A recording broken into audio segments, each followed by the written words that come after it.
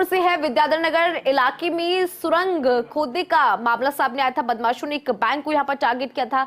Police ने अमन खान नामक बदमाश को गिरफ्तार कर लिया है। अन्य 3 बदमाशों को नामजद किया गया है।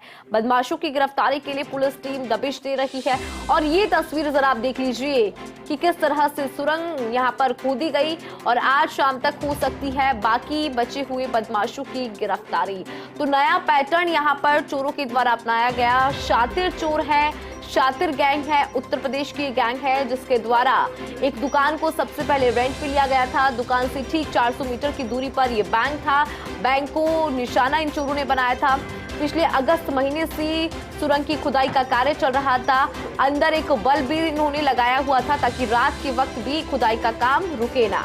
और आपको जानकारी दे दें कि पूरी आसपास सब्जी मंडी है और ऐसे भी सुबह के वक्त में काफी ज्यादा शोर होता था, तो मालूम नहीं चल पाता था कि यहाँ पर कोई सुरंग भी खोदी जा रही है। और जब आलू से भरा ट्रक यहाँ पर पहुंचा और वो अंदर धंसने लगा तो आसपास के लोग वहां पर पहुंचे। लोगों ने देखा कि वहां पर सुरंग है तो तुरंत पुलिस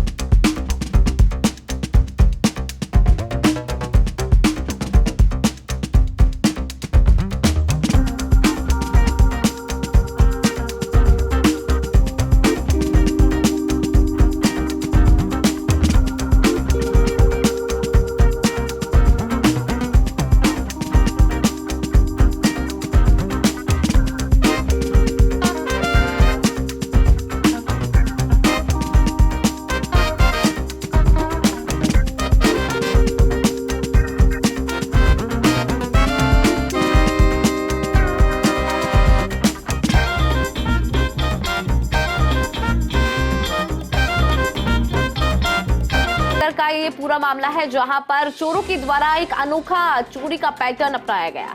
चोरों ने सबसे पहले एक दुकान को रेंट पे लिया। दुकान को रेंट पे लेने के बाद 400 मीटर की दूरी पर एक बैंक था, उसको निशाना बनाया गया। आपको जानकारी दे दें कि चोरों ने खुदाई करना शुरू की और 200 मीटर तक सुरंग की खुदाई भी हो गई, लेकिन इससे पहले ही पुलिस को सूचना मिल गई और पुलिस ने एक बदमाश को गिरफ्तार कर लिया।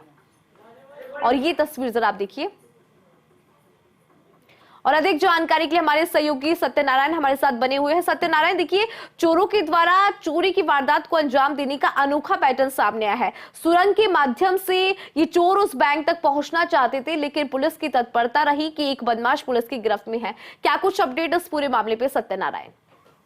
किंतु देखिए, इस पूरे प्रकरण के अंदर एक बदमाश है, उसको गिरफ्तार कर लिया गया है। उसका नाम अमन खान उसका नाम बताया जा रहा है, उत्तर प्रदेश का निवासी है। और जो बाकी के 3 बदमाश हैं वो भी यूपी के बताए जा रहे हैं। ये चारों एक गैंग में काम करते हैं। ये गैंग बेसिकली इसी रूप से काम करती है, सुरंग खोद के एक बैंक और जो ज्वेलर शोरूम है उसको निशाना बनाते हैं। राजस्थान के अलावा कई राज्यों के अंदर उन्होंने इस प्रकार की वारदातें की हुई है।